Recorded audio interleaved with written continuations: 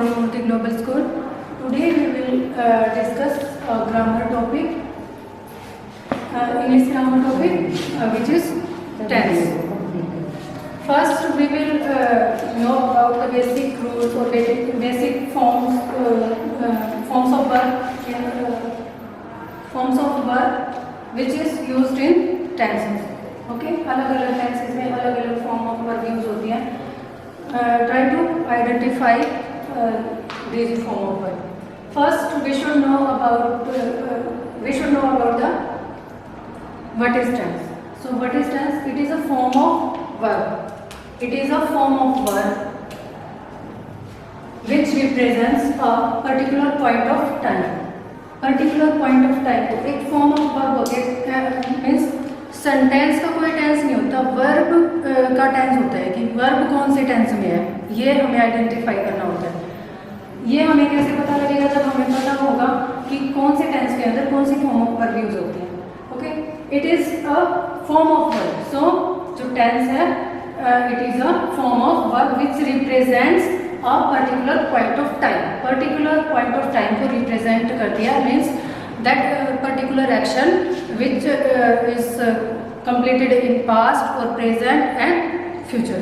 means कौन से जो टाइम बताते हैं किसी भी एक्शन का, which talks about the time of an action. किसी भी एक्शन के टाइम के बारे में बताती है. वो कौन बताती है? हमें verb. Okay, tense are divides into 3 parts.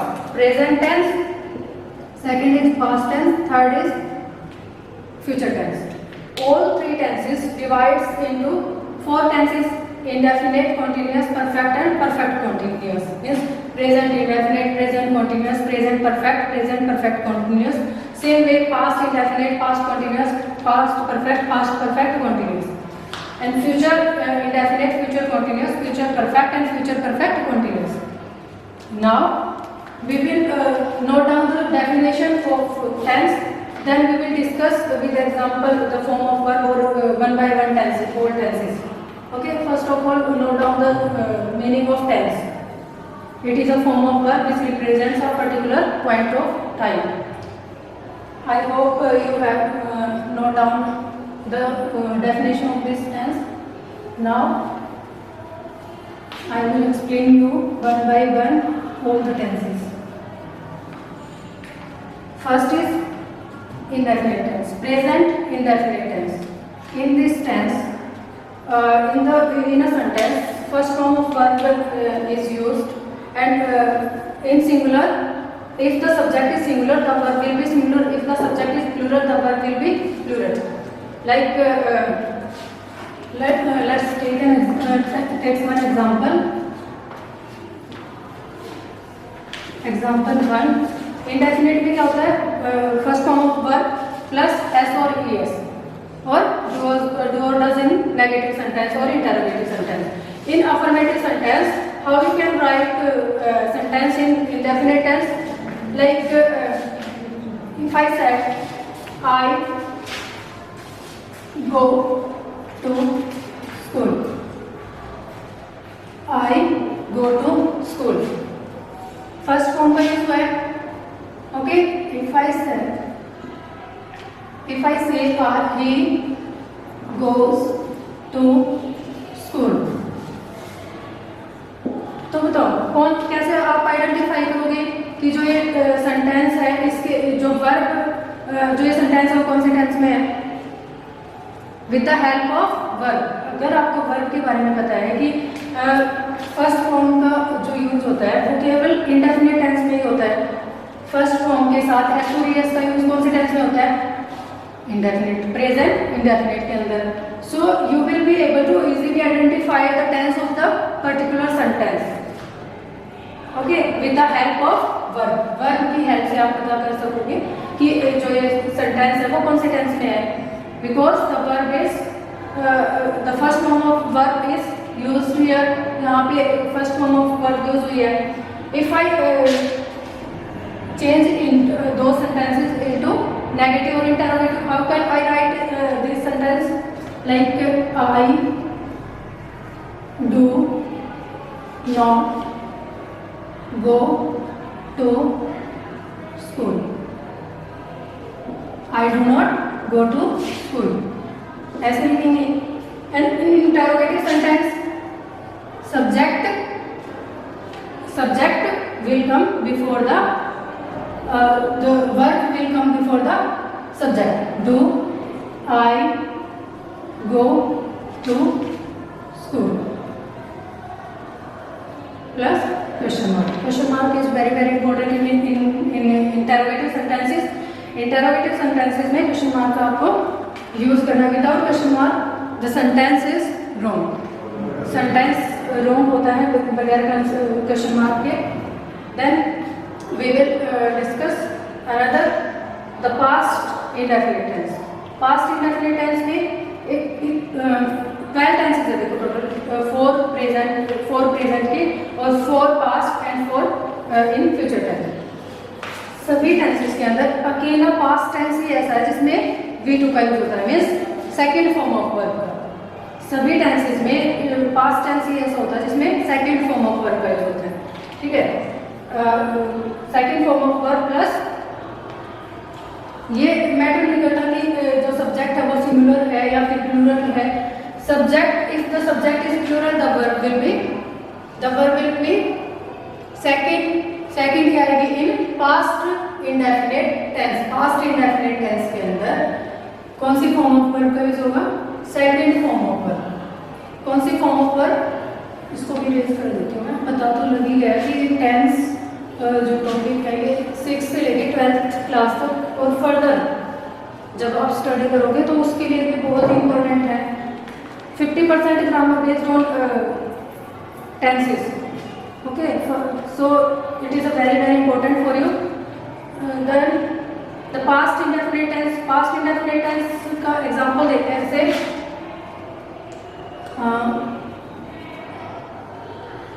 she went to the market.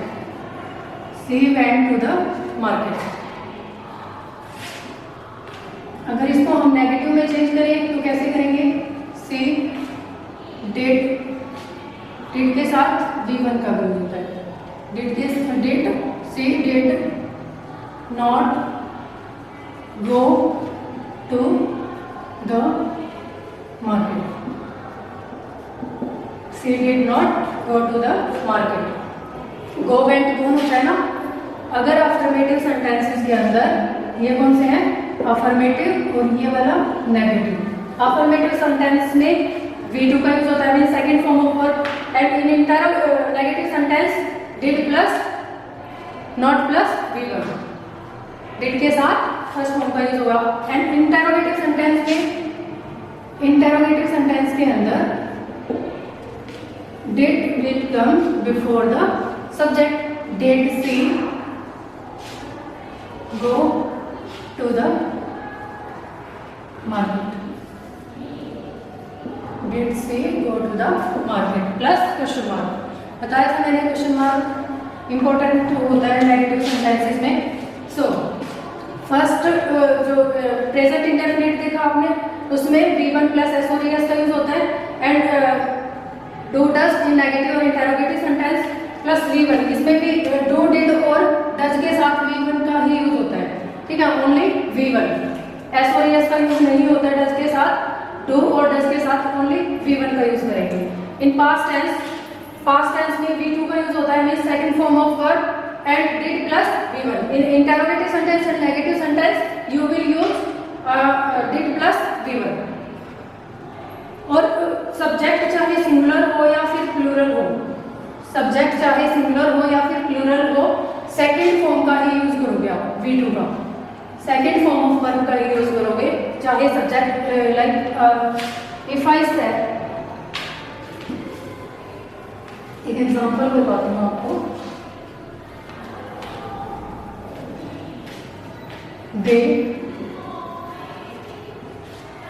called the doctor. They called the doctor. Affirmative. अगर इसका नेगेटिव में चेंज करेंगे तो कैसे? They did not call the doctor. And interrogative sentence, did they call the doctor plus question mark. Okay. अब future indefinite tense को देख लेते हैं. फ्यूचर इंडेफिनिट टेंस के अंदर यही स्टार्टिंग के जो 3 टेंस होते हैं ना, present indefinite, past indefinite and future indefinite, अगर ये आपको अच्छे से समझ आ गया ना तो बाकी टेंसेस भी आसानी से समझ आ जाएंगे. बस इसमें आपको ध्यान रखना है कि आपको सिंगुलर के साथ singular form of verb use करनी है एंड प्लूरल के साथ plural form of verb in present tense. इसमें तो कोई परेशानी ही नहीं है. इसमें तो क्या यूज करना है आपको, second form of verb use करनी है किसी भी सब्जेक्ट के. If the subject is singular और either the subject is singular or subject is plural, you will use second form of verb. And in future tense we use will, shall plus will. will shall के साथ हम first form of verb use करते हैं. Like example दे देते हैं इसका.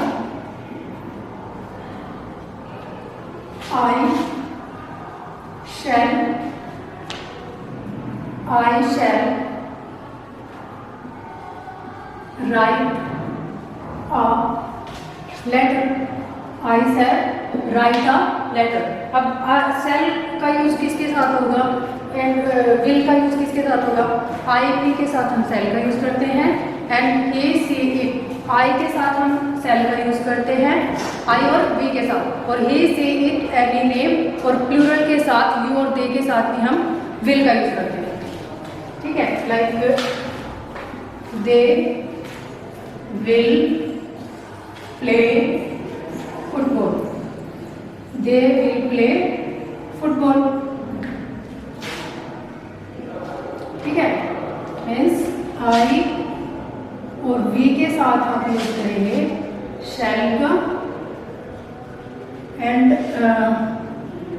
he she it you they और plural के साथ आप यूज करेंगे will का.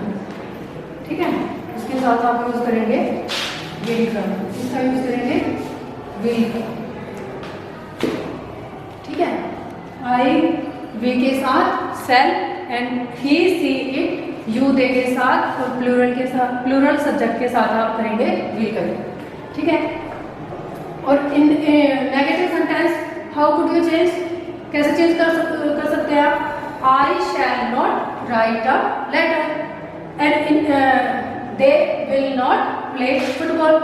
And how you will change into interrogative sentence. interrogative में कैसे चेंज करेंगे, shall और helping verb will come before the subject. जो helping verb होती है वो सब्जेक्ट से पहले आ जाते हैं.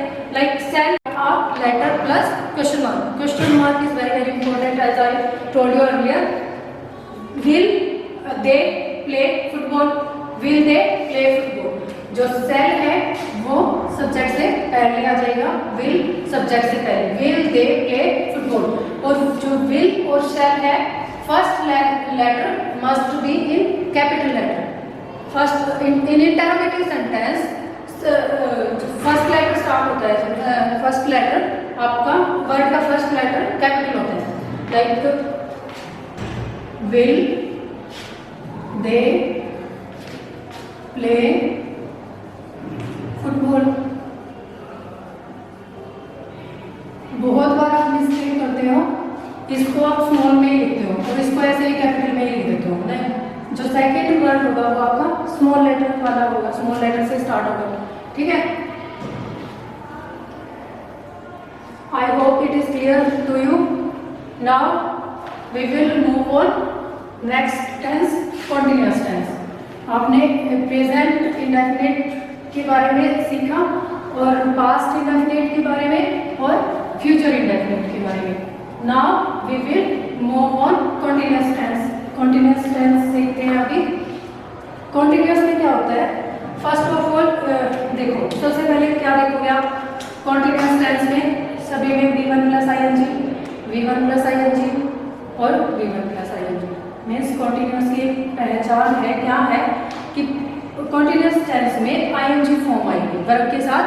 ING means fourth form of verb. Like go went go, went, gone, going और गोस, ऐसे चलती है। तो V1 plus ING, V1 plus ING, V1। Continuous में क्या है पहचान मस्त जो सबसे इम्पोर्टेंट है, V1 plus ING and V1 plus ING। सब में ही आया हुआ है, या तो प्रेजेंट इंडेफिनिट हो, चाहे फिर पास्ट इंडेफिनिट, पास्ट कॉन्टिन्यूस हो, या फिर प्रेजेंट कॉन्टिन्यूस, पास्ट कॉन्टिन्यूस और फ्यूचर कॉन्टिन्यूस, सब में V1 प्लस ING। अब चेंज होता है तो क्या होता है, इज एंड आर आएगा, is and are used in present tense, was were is used in past continuous and will shall plus be in future continuous tense. Present indefinite tense में is and are के साथ V1 plus ING आएगा, past indefinite में was were plus V1 plus ING आएगा, and in future tense will shall plus be plus V1 plus ING। ING तो सभी में ही आएगा, ठीक है, वर्ब की फर्स्ट फॉर्म के साथ। Let's take one example in present continuous tense. Affirmative sentence like I am teaching you, I am teaching you. Am आया यहाँ से, and teach V1 plus ING, ठीक है, V1 plus ING। He is going to Delhi, he is going to Delhi। he के साथ use means I के साथ am, he, she, it और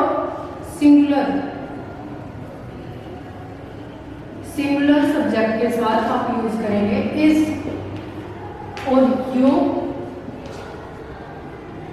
दे और plural subject, plural with you, they और plural subject we use are. किसका use करते हैं, आर, ठीक है।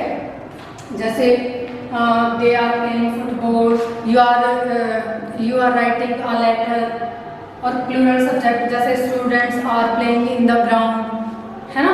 तो these are the example of present continuous tense. If we change into negative sentence, not will come in between of them, helping verb और main verb. M और helping verb के बीच में, helping verb और main verb के बीच में क्या आ जाएगा, not. क्या आ जाएगा, not. I am not teaching you and he is not going to Delhi, he is not going to Delhi, ठीक है। ये हो जाएगा इसका नेगेटिव।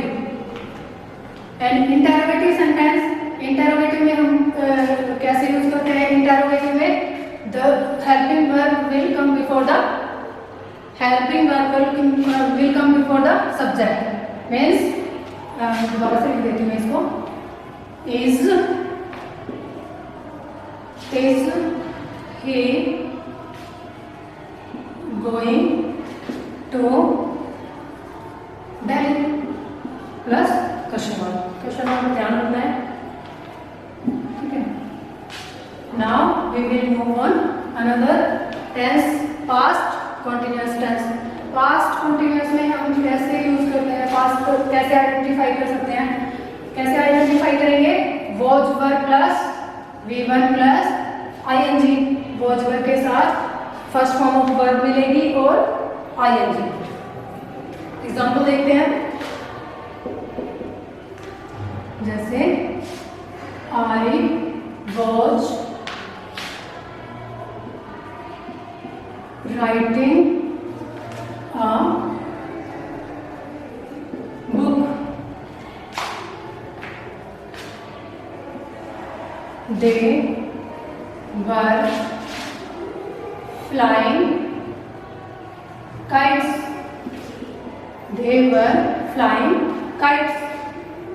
वॉज वर्ड से क्या पता लग रहा है, ये कौन से टेंस में है, पास्ट कॉन्टिन्यूअस में। कौन से में, पास्ट कॉन्टिन्यूअस में।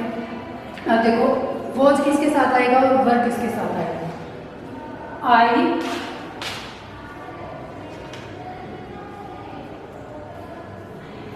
he she it and singular subject के साथ क्या आएगा was singular subject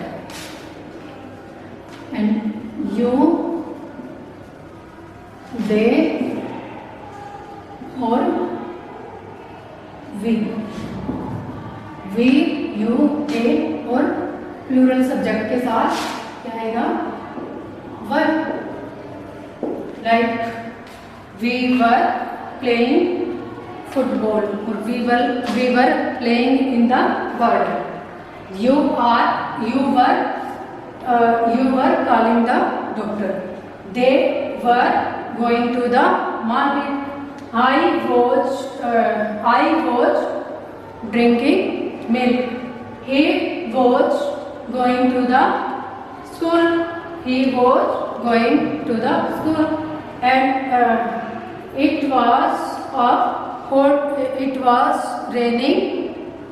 was raining. And singular subject के साथ जैसे Ram was reading the book. Singular subject के साथ was एंड प्लूरल के साथ वर. एंड इंटरोगेटिव और नेगेटिव सेंटेंस नेगेटिव में नोट आ जाएगा बीच में in between of helping verb or main verb. This right is main verb and was is helping verb. I was not writing a book. They were not flying kites. Try to make 10 or 20 sentence in each and every tense. हर एक tense पे 10 से 20 sentence बनाओगे ना तो आपको practice हो जाएगी और लर्न हो जाएगा कि कौन से टेंस के अंदर कौन सी फॉर्म ऑफ वर्ब यूज होगी. ठीक है. In interrogative sentence helping verb will come before the subject. Were they flying kites plus question mark. Question mark का ध्यान रखना है. बहुत बार मिस्टेक करते हो भूल जाते हो क्वेश्चन मार्क को, है ना. Now future continuous tense. Future continuous में कौन सी फॉर्म का यूज होता है? will, shall plus be plus v1 plus ing. Future continuous में कौन सी फॉर्म ऑफ वर्ब यूज होती है? हेल्पिंग वर्ब कौन सी यूज होगी? Will shall. देखो फ्यूचर में विल सेल, अगर फ्यूचर टेंस होगा तो विल सेल का यूज होगा. इसमें विल सेल है, इसमें विल सेल है, इसमें भी और इसमें. फ्यूचर टेंस की क्या पहचान है कि उसमें विल और सेल का यूज होगा. ठीक है. फर्स्ट प्रेजेंट फ्यूचर इंडेफिनिट में v1 एंड कॉन्टिन्यूअस में will shall plus v1 plus ing. Okay. अब एग्जांपल देख लेते हैं फ्यूचर कॉन्टिन्यूअस टेंस के. Future continuous tense first example is he will be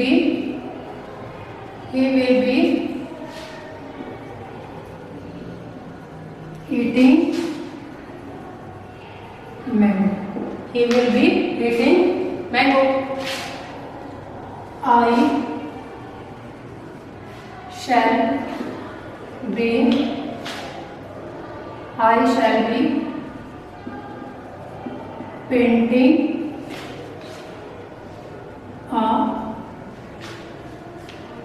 I shall be painting a picture.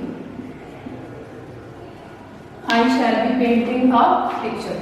So these are the example of future continuous tense. देखो shall be plus v1 plus ing. shall के साथ v1 plus ing. painted and eat ate eaten, है ना. eat is first form and v1 plus ing. अब shall और will किसके साथ use होगा? जैसे मैंने पहले बताया I के साथ आप यूज करेंगे shall का and he she it you के साथ और they के साथ और प्लूरल सब्जेक्ट के साथ आप यूज करेंगे will का. और नेगेटिव सेंटेंस में कैसे चेंज करेंगे? In negative sentence he will not be eating mangoes. I shall not be painting a picture. And in interrogative sentence shall will come before the subject. Shall I be painting a picture plus question mark. जब shall before the subject interrogative sentence जब हम बनाएंगे तो क्या होगा plus question mark, shall I be painting a picture. Okay, now move on the third tense. Third tense is perfect tense. कौन सा tense है? परफेक्ट। इसके बाद हम यूजेस देखेंगे कि यूजेस जब सारी फॉर्म ऑफ वर्क हो जाएगी, जो सेकंड वीडियो आएगी आपकी वो यूजेस से रिलेटेड होगी। मीन्स हम कैसे पता लगाएंगे कि कोई भी अगर गैप फिलिंग आती है या फिल इन द ब्लैंक्स आते हैं तो उसमें हम फॉर्म ऑफ वर्क का कैसे यूज करेंगे, कैसे पता लगेगा कि हमें इसमें प्रेजेंट की फॉर्म ऑफ वर्क यूज करनी है और कौन से सेंटेंस में हमें पास्ट टेंस का यूज करना है, पास्ट कंटिन्यूअस का यूज करना है। उसके बाद दूसरी वीडियो में देखेंगे। अभी देख लेते हैं perfect tense. Perfect tense, present perfect tense. अभी सबसे पहले क्या भी हो गया, इसमें भी V3 का यूज हुआ है। पास्ट परफेक्ट में भी देखो इधर से present, past and future. Past में भी V3 का यूज हुआ है, third form of work, and future में भी third form of work. Continuous की क्या पहचान बताई थी मैंने, कैसे आइडेंटिफाई करोगे? V1 plus ING, V1 plus ING and V1 plus ING। In perfect tense देखो हैव सभी में ही है। V3 देखो पहले, V3 प्रेजेंट में भी है, पास्ट में भी है और फ्यूचर में भी है। प्रेजेंट परफेक्ट के अंदर कैसे यूज करते हैं हम, लाइक एग्जांपल देख लेते हैं। He has finished his work. He has finished his work. I have called the doctor. I have called the doctor. देखो he के साथ has का, अब have का किसके साथ यूज होगा और has का किसके साथ? I, you, they, we। एक वर्ड याद रख सकते हो आप, आयु देवी। आयु देवी मीन्स आई से आई, यू से यू, दे से दे और वी से वी के साथ आप यूज करेंगे हैव और ही, सी, इट। इनके साथ आप यूज करेंगे हैज। किसका यूज करेंगे? हैज। ठीक है। Now he has finished his work. I have called the doctor. I have called the doctor. In interrogative negative sentence, if we want to convert into negative sentence, then we will convert it like this: He has not finished his work. He has not finished his work. I have not called the doctor. I have not called the doctor. क्या लग जाएगा बीच में? Not. क्या लग जाएगा? Note.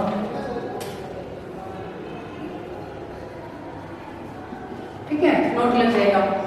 अगर हम इसको इंटरोगेटिव में चेंज करेंगे तो कैसे? हैव और जो हेल्पिंग वर्ब है, these are helping verb. Helping verb will come before the subject.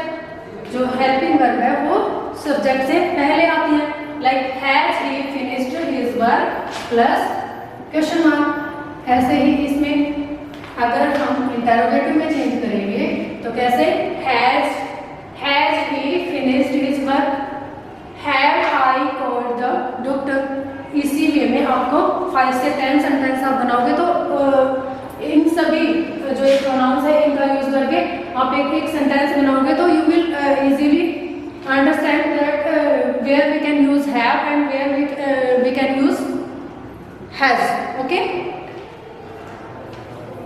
now move on the next tense. Next tense is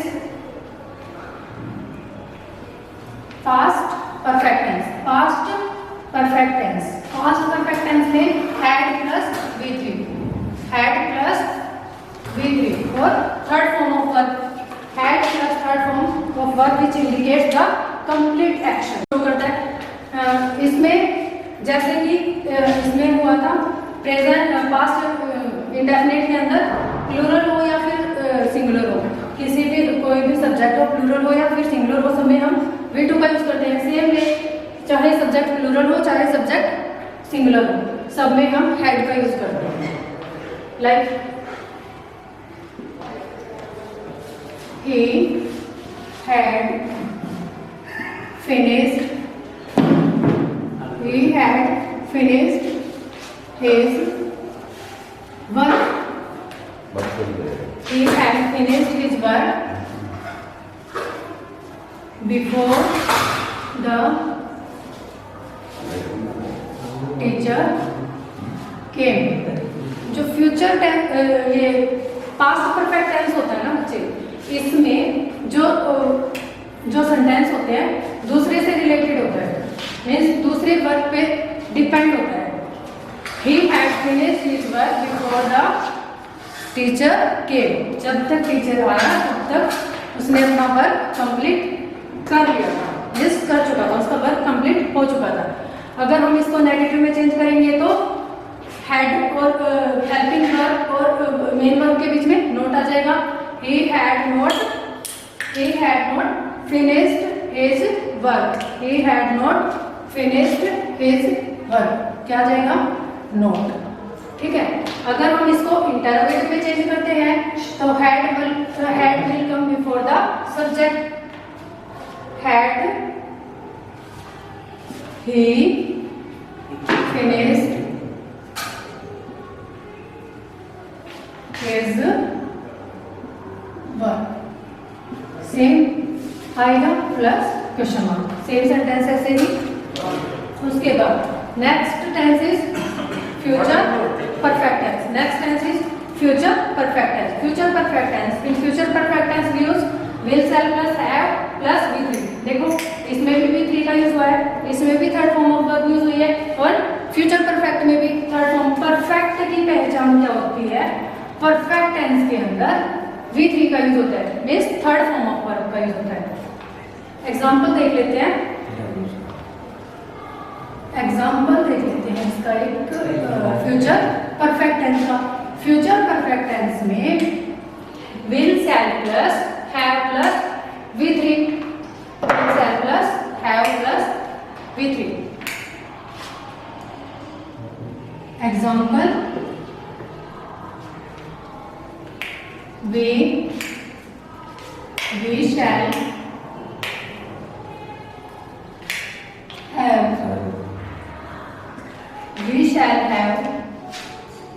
we shall have completed our task, means हम अपना task complete कर चुके होंगे। ठीक है, we shall have completed our task.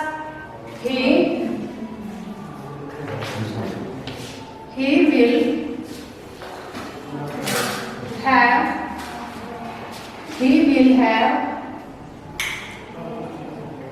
called the doctor. Just a minute, students. He will have called the doctor. अब देखो, अब आप ये कहोगे कि यहाँ पे तो हैव का यूज हुआ है ना, यहाँ पे हैज का यूज हुआ है और यहाँ पे है। आप देखोगे कि ये जो विल शैल है, ये मॉडल्स भी तो है ना, मॉडल्स में भी यूज करते हैं। Will, shall, may, might, can, could, जिनके बाद फर्स्ट फॉर्म का यूज होता है ना, फर्स्ट फॉर्म का यूज होता है।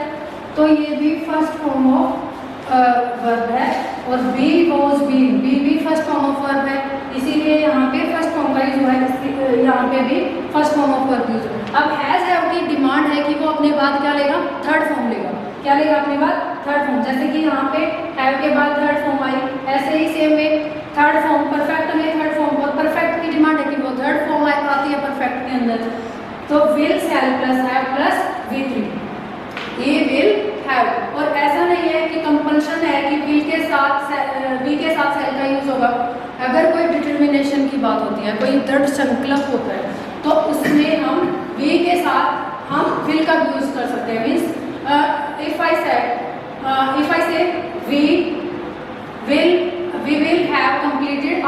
टास्क, कि हम अपना टास्क कंप्लीट कर चुके होंगे। ये मीन्स जब पक्का ये हो ना, दृढ़ निश्चय हो, डिटर्मिनेशन हो पक्का कि हम कंप्लीट कर लेंगे उस टाइम तक, तो ये इसमें हम फिर किसका यूज करेंगे, विल का। अगर हम इसको चेंज भी कर सकते हैं, के साथ हम सेल का यूज कर सकते हैं जब डिटर्मिनेशन की बात हो। पक्का जब ये हो कि हम तब तक अपना वर्क कंप्लीट कर चुके होंगे, पक्का जब कंप्लीशन की बात होती है, like he shall have told the doctor कि वो बुलाएगा इसके वे में, ठीक है। तो हम चेंज भी कर सकते हैं विल सेल से, लेकिन जनरली हम यूज करते हैं वी के साथ सेल, एंड जैसे इट और एडजेक्टिव के साथ हम विल का यूज करते हैं, ठीक है बेटा। Now we will move on last tense, last type means perfect continuous. अब देखो परफेक्ट कॉन्टिन्यूअस, नेम से देखो परफेक्ट और continuous, so it may be combination of both two tenses, perfect और कॉन्टिन्यूअस। किसका कॉम्बिनेशन है ये, परफेक्ट और कॉन्टिन्यूअस। अब परफेक्ट से तो क्या लिया, हैज हैव, क्या लिया, has have plus been, be was been, been क्या है, थर्ड फॉर्म है, क्या है, third form, and has have first, has have perfect में यूज होता ही है, तो has have plus been, V3। अब V1 प्लस ING किस में यूज होता है, कॉन्टिन्यूअस के अंदर। So perfect continuous, present perfect continuous, present से हैज हैव लिया और ING कहाँ से लिया, कॉन्टिन्यूअस से। और सिंस और फॉर का यूज होता है, वो भी बताऊंगी, जैसे ये एग्जांपल डिस्क्राइब करूंगी, एक्सप्लेन करूंगी आपके सामने, तो बताऊंगी कि सिंस का यूज कहाँ पे होता है, फॉर का कहाँ पे होता है। बहुत बार कंफ्यूजन रहती है कि सिंस का यूज कहाँ पे करें और फॉर का यूज कहाँ पे करें, ठीक है। He has have plus been plus V1 plus ING। अब ऐसे ही आप इसमें देख सकते हो, यहाँ से हैड लिया और ING कहाँ से, यहाँ continuous, had plus been, V3 plus V1 plus ING plus since और फॉर। ऐसे ही शैल विल, यहाँ से have as it is perfect से, एंड बीन, ये वाला एज इट इज किस में भी है, परफेक्ट में है ना, plus V1 plus ING, V1 plus ING कहाँ से, कॉन्टिन्यूअस से। अब इनके एग्जांपल देख लेते हैं, एग्जांपल से आपको समझ में आएगा कि क्या डिफरेंस है इसमें और सिंस और फॉर का हम कहाँ पे यूज करते हैं। एग्जांपल प्रेजेंट परफेक्ट कॉन्टिन्यूअस का एग्जांपल देखते हैं, like it has been raining, it has been raining since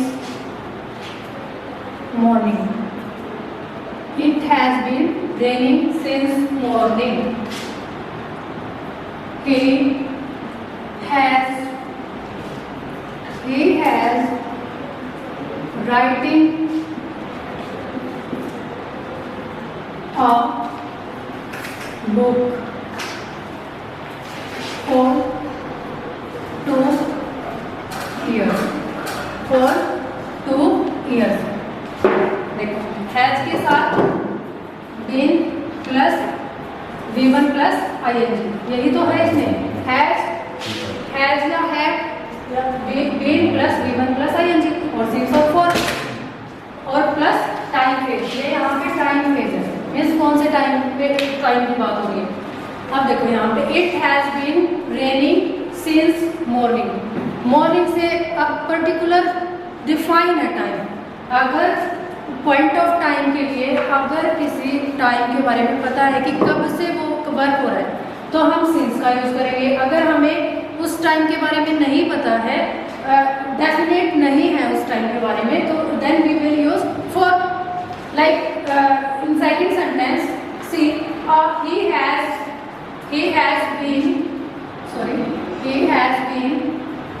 he has been writing, दोबारा से लिख देती हूँ मैं, इसमें मिस्टेक है थोड़ी सी। he has been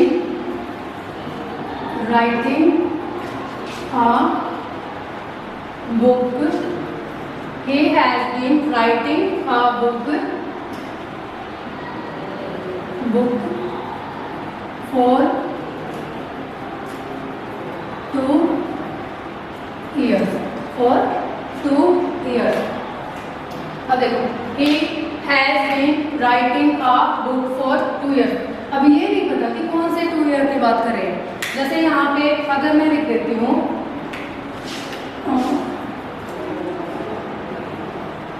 2019, अगर मैं यहाँ पे 2000 लिख देती हूँ ना, मीन्स हमें पता है कि वो 2019 से बुक लिख रहा है, तो यहाँ पे हम for का यूज नहीं करेंगे, फिर हम यहाँ पे करेंगे since का यूज। किसका यूज करेंगे? since का।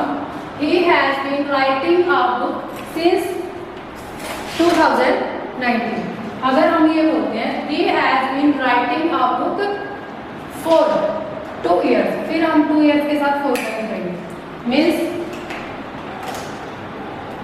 since का यूज होता है, since का यूज होता है पॉइंट ऑफ टाइम के लिए। इसके लिए पॉइंट ऑफ टाइम के लिए, जब टाइम के बारे में हमें बताओ। एंड for का यूज होता है पीरियड ऑफ टाइम के लिए। किसके लिए? पीरियड ऑफ टाइम के लिए। जब डेफिनेट ना हो कि कौन से टाइम में कौन सा वर्क कब से हो रहा है वो वर्क, जब उसके बारे में ना पता हो, तो हम यूज करेंगे for का। इसका यूज करेंगे for का, otherwise we will use for। Point of time के लिए we will use since। Okay. In negative sentence, he has not been raining since morning, it has not been raining since morning, and he has not been writing a book for 2 years, for 2 years, or since 2 years, since 2019। Okay. अब next tense देख लेते हैं। Next है हमारा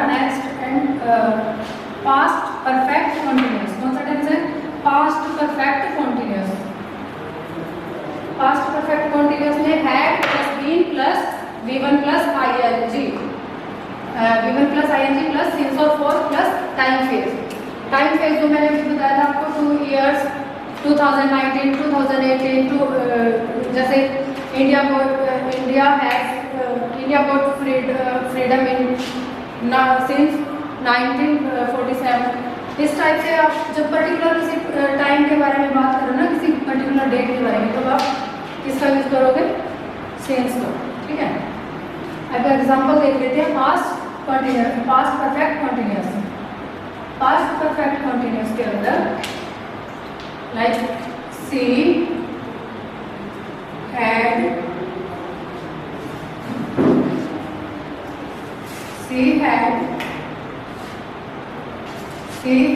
been teaching you since 9 o'clock. She had been teaching you since 9 o'clock. He had been watching movie for 5 years। May be ये देखते हो वह he had been watching movie for 5 years। अब ये नहीं पता कि कौन से वाले 5 years है ना। इंडेफिनिट मीन्स एक पीरियड है टाइम का। 5 years से, कितने ईयर से? 5 years से, ना कि पर्टिकुलर मेंशन कर रखा है यहाँ पे कि 2017 से 2015 से, ये मेंशन तो नहीं कर रखा ना। अगर यहाँ पे मेंशन कर देते हैं he had been watching movie for 2015, तो यहाँ पे फिर आ जाएगा since। क्या आ जाएगा?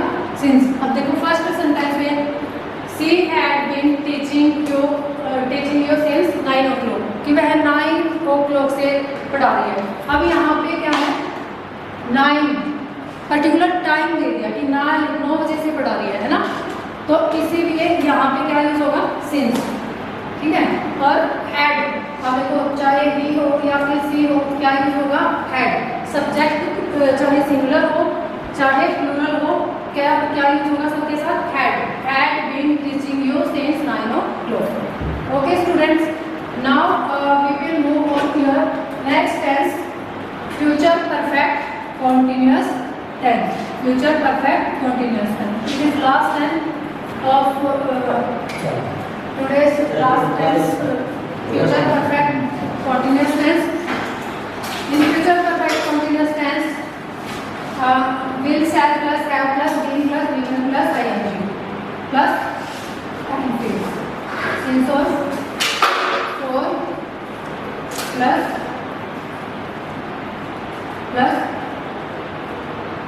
time phase. Time phase.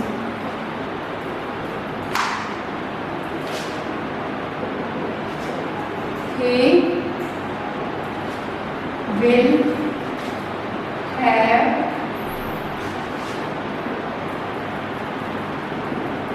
will have been teaching you since your